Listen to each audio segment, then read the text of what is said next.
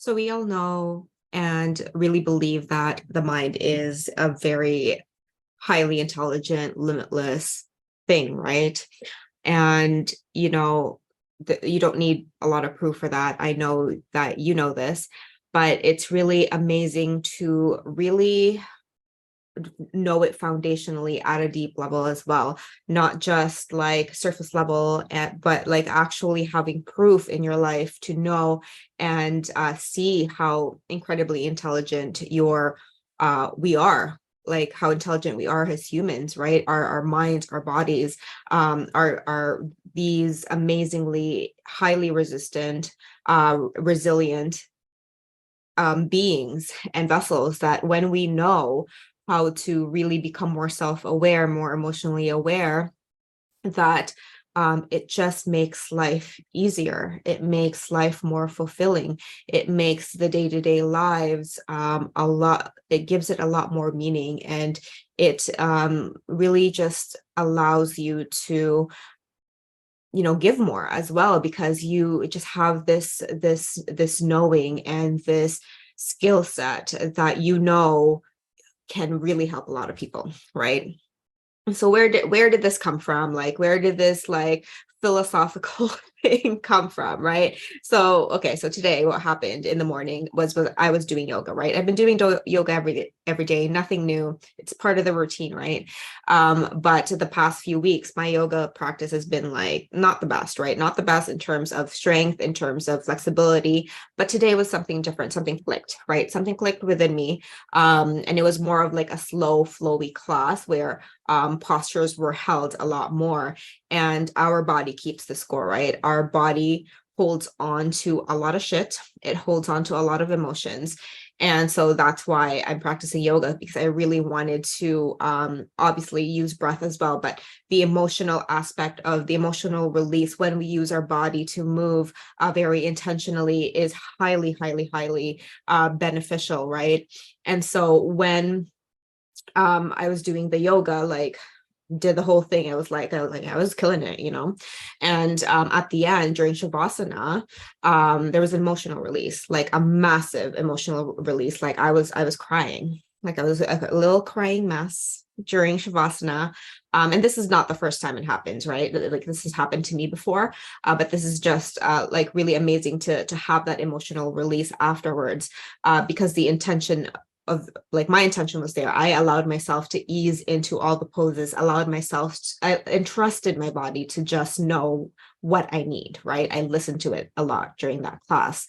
And what was really interesting is that, I went back to a memory. Like I went back to a memory as I was releasing the tears. And this, like, I nerd out on this shit, right? Like this to me is incredibly fascinating.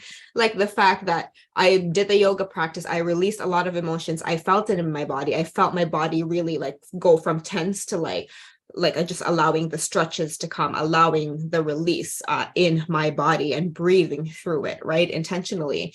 And so a memory came up. In the hypnosis world, we call this regression. And I make fun of regressions a lot now, forced regressions.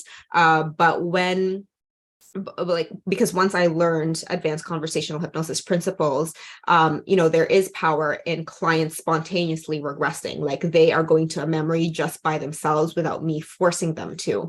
And so this was very interesting that I just spontaneously went back to a memory as I released and I moved my body.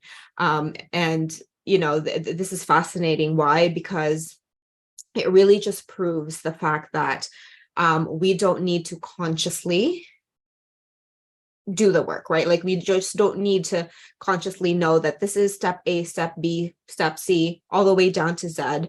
We can just place the intention to be like, okay, I'm going to release my emotions today, body. You know best. I trust you to know exactly what to do.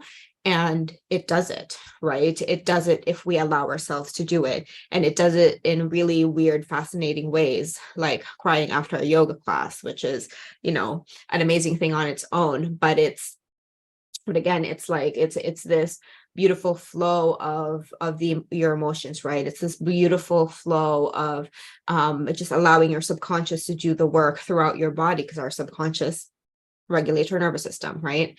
And so being able to just really experience that today was very fulfilling, because this is something I'm experimenting on, right? Using the advanced conversational hypnosis principles as well as the stuff I'm doing with yoga to really create this like amazing ball of just like experience of healing experience, of a self-healing experience that I get to teach now, right? So it's really, I'm just like really just nerding out here. I'm just nerding out on the mind, on the body, and how immensely intelligent it is once you know how to harness it. Because once you know how to really look inwards and communicate with your mind, then you can do anything, right?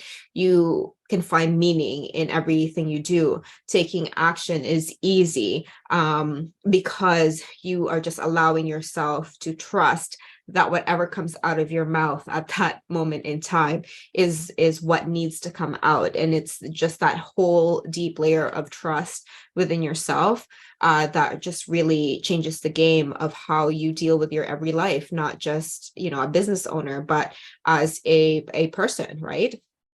As someone with relationships as well.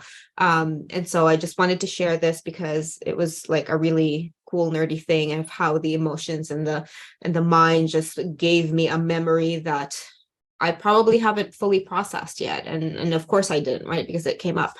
But it was really interesting to notice how my body was just like, you need to work on this because this memory came up without having to force it, with just my body telling me that that's what it needs.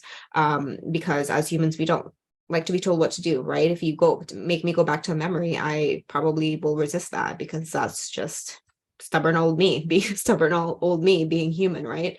And so just being able to trust yourself and know how to trust yourself and know what to ask. That's the word. Yeah. What to ask your subconscious to really help guide you through your personal healing journey, personal growth, which then helps you accelerate your clients' results, right? Because if we are triggered coaches, then our ability to give transformations for our clients is going to be highly effective, because whatever triggers us, we're most likely going to resist going to that area for our clients. So when we work on our triggers, then it allows us to give more space for our clients, for them to receive more results, to receive more breakthroughs, because we've worked on our shit and we're not allowing our shit to get into our sessions, right? And so, yeah, that was a weird tangent there, but just wanted to share this, and I hope you have an amazing rest of the day, and I'll see you soon.